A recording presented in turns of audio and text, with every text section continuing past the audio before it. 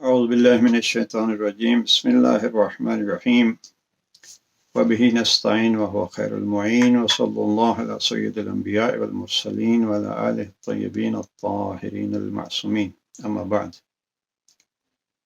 نهج البلاغہ سے جناب امیر المومنین حضرت علی علیہ السلام کے کچھ اقوال اور یہ سال کی ابتدا ہے۔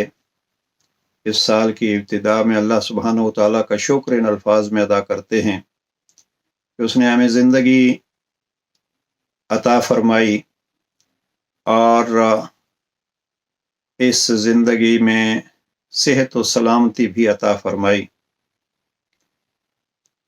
اب سب سے پہلے اس کے شکریہ کے ساتھ ایک ضروری چیز یہ ہے کہ اس منعم کو ہم پہچانیں کہ اتنی نعمات اور وہ بھی بن مانگے دینے والا کون ہے۔ اسی کو کہتے ہیں معرفت خدا۔ اور معرفت خدا اگر انسان نعمات کو سوچے تو وہ ذرا بھی شعور رکھتا ہے تو یقیناً شکر ادا کرے گا، اس لیے کہ شعور کا تقاضا یہ ہے کہ منعم کا، نعمت دینے والے کا، احسان کرنے والے کا شکریہ ادا کیا جائے۔ اور اگر شکریہ ادا کرنا ہے تو ضروری ہے کہ جس کا شکریہ ادا کرنا ہے اس کی پہچان ہو، مجھے کس کا شکریہ ادا کرنا ہے۔ اب وہی جس کا شکریہ ادا کرنا ہے جو بن مانگے بھی ہمیں دیتا ہے اور ہم اس کی گستاخیاں بھی کرتے ہیں تو بھی دیتا رہتا ہے۔ بلکہ امام حسین علیہ السلام کا وہ جملہ ہے دعائے رجب میں، یا من یعطی من سألہ، اے وہ اللہ جو اس کو دیتا ہے جو بھی اس سے سوال کرتا ہے، اور اس کو بھی دیتا ہے جو اس سے سوال نہیں بھی کرتا۔ اور تیسرا عجب جملہ ہے امام کا، فرماتے ہیں اسے بھی دیتا ہے جو اس کو جانتا ہی نہیں ہے۔ تو وہ دینے والا تو نہ جاننے والوں کو بھی دیتا رہتا ہے، لیکن شعور کا تقاضا یہ ہے کہ جو دیتا ہے اس کو جانے۔ اگر دینے سے پہلے ہم نہیں جانتے تھے تو کم از کم جب لے چکے ہیں، یہاں جس ملک میں ہم رہ رہے ہیں، یہ برطانیہ میں تھوڑا سا بھی اگر کوئی آپ کو راستہ بھی دے دیتا ہے تو ہم تھینک یو کہے بغیر نہیں گزرتے۔ وہ راستہ تو اس نے دیا ہے، لیکن اس کے مثلا فٹ پاتھ پہ ہم چل رہے ہیں تو شکریہ ادا کرنے کے لیے ہم اس کی طرف دیکھیں گے اور اس کا شکریہ ادا کر کے آگے قدم بڑھائیں گے۔ اسی طریقے پہ مختلف طریقوں سے شکریہ ادا کیا جاتا ہے، یعنی اگر دینے سے پہلے ہم اس کو نہیں جانتے تھے اور ہمارے نہ جاننے کی وجہ سے وہ دیتا رہا تو بھی ہمیں جب جان لیا، لے لیا تو اس کا شکریہ ادا کرنا چاہیے۔ اسی کو کہتے ہیں معرفت خدا۔ اور اسی معرفت خدا کے بارے میں جناب امیر المومنین حضرت علی علیہ السلام نہج البلاغہ کے پہلے خطبے میں 11 صفات الہیہ بیان کر کے ایک جملہ فرماتے ہیں اول الدین معرفتہ، دین کی بنیاد، دین کی پہلی سیڑھی، دین کا پہلا قدم کیا ہے؟ معرفتہ، اس رب کریم کی معرفت و پہچان۔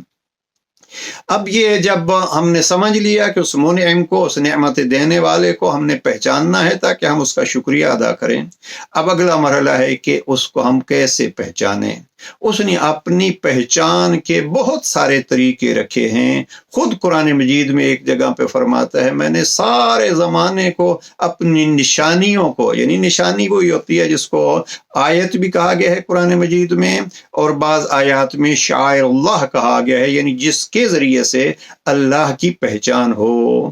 تو اب پروردگار کا ارشاد ایک جگہ پہ یہ ہے کہ میں نے بہت ساری نشانیاں رکھ دی ہیں، ہر چیز میں آپ کے لیے نشانی ہے، وفی انفسکم، اور باقیوں کو رہنے دیجئے، آپ کے اندر بھی میں نے اپنے رب ہونے کی بہت ساری نشانیاں رکھ دی ہیں۔ لہذا اپنی ذات سے مشہور جملہ ہے من عرف نفسہ وقد عرف ربہ، بعض نے نسبت دی ہے پیغمبر اکرم کا یہ فرمان ہے، بعض نے کہا یہ جناب علی علیہ السلام کا فرمان ہے، عظیم فرمان ہے، من عرف نفسہ फ़क़द अरफ़ रब्बह। तो साल 2023 में हम कोशिश करें उस नेमत अता करने वाले की अदायगी के बाद तो उसका शुक्रिया अदा करें। अब पहचानने के लिए उसका एक एहसान कि हर तरफ उसने निशानियां रख दी हैं। ये सूरज तुलू होता है, पिछले गुफ्तगू में हमने अर्ज किया था कि वक्त मुनज़्ज़म करें हम। इमाम ज़ैनुल आबिदीन अलैहिस्सलाम दुआ में सहीफ़े सज्जादिया में एक दुआ में फरमाते हैं, खिताब करते हैं सूरज और चांद को, और खिताब करके कहते हैं ए अल्लाह की मुती मखलूक। यानी अगर हम सूरज और चांद को देखें तो अल्लाह की ये मखलूक किस अंदाज से उसकी मुती है। लिहाजा हमें भी उसकी मारिफत के बाद कोशिश करनी चाहिए कि उसके मुती हों। अब उसकी पहचान का एक जरिया क्या है? उसकी पहचान का जरिया है अपनी जान को पहचानना, क्या दिया है उसने। अब अगर हम फकत आंख को ही ले लें, इसको किस अंदाज से उसने बनाया। बहरहाल अब किस से पहचाने? उसकी आयात से। और इसी पे उसने नहीं छोड़ा, बल्कि जनाबे पैगम्बर अकरम सल्लल्लाहु अलैहि वसल्लम से पहले 1,24,000 नबी, और वो तकमील 124 की है जनाब पैगम्बर के जरिए से, इनको भेजता रहा और भेज के इतना कहता रहा, जाओ मेरे बंदों को मेरी तरफ बुला के ले आओ। अब ये अल्लाह के बंदों को अल्लाह की तरफ बुलाने का जरिया क्या है? अल्लाह के वो नबी हैं, अल्लाह के वो नुमाइंदे हैं जो बाद अज़ अंबिया भी उसने खुद मुकर्रर किए हैं। अब अगर इनको देखें, फिरऔन की तरफ जनाब मूसा और जनाब हारून को भेजा और कहा जाओ उसको मेरी तरफ बुलाओ, लेकिन ख्याल रखना कूला लहू कौलन लय्यना। वो ताऊत बन चुका है, लेकिन आप मेरे नुमाइंदे हो, ख्याल करना उसके साथ नरमी से बात करना। वो है करीम अल्लाह। मूसा और इमरान, मूसा और हारून जैसे और मुस्तफ़ा और नूह जैसे अंबिया को भेजा किस लिए? नहजुल बलागा में जनाब अमीर अलैहिस्सलाम फरमाते हैं, अंबिया को अल्लाह ने मबूस किया। किस लिए मबूस किया? ताकि उनके अक्ल में दफन की हुई चीज़ों को जिंदा करें। वो जो उनके अंदर अल्लाह की निशानियां थीं, उसके अक्ल को जिंदा करें, ताकि वो अक्ल से पहचान सके कि ये हैं अल्लाह की निशानियां और अल्लाह कौन है। बस इस साल में अगर हम एक पहलू ये भी मद्देनजर रखें, उस करीम अल्लाह के करीब जाना है। एक खूबसूरत जुमला और यही जरिया है। नहजुल बलागा खुदा की मारिफत का एक बेहतरीन जरिया है। इंशाअल्लाह अगले सेशंस में हम अर्ज करेंगे, लेकिन इस सेशन में इतना ही अर्ज करना चाहते हैं कि खुतबा नंबर 150 में जनाब अमीर अलैहिस्सलाम फरमाते हैं, इन्नमल अइम्मतु उरफ़ाउहु लिइबादिही। ये इमाम जो अल्लाह ने बाद अज़ मुस्तफ़ा बनाए हैं, ये इमाम क्या काम करते हैं? इन्नमल अइम्मतु उरफ़ाउहु, अल्लाह की पहचान कराने वाले हैं अल्लाह के बंदों को। अभी पहचान का एक जुमला और बहुत ही मुख्तसर और अजीम जुमला। वो जुमला क्या है? जनाब अमीर अलैहिस्सलाम फरमाते हैं, फिर्रु मिनल्लाहि इलल्लाह। अब ये खुतबा नंबर 24 का जुमला है, फिर्रु मिनल्लाहि इलल्लाह। अल्लाह से भागो। कौन कह रहे हैं? अली।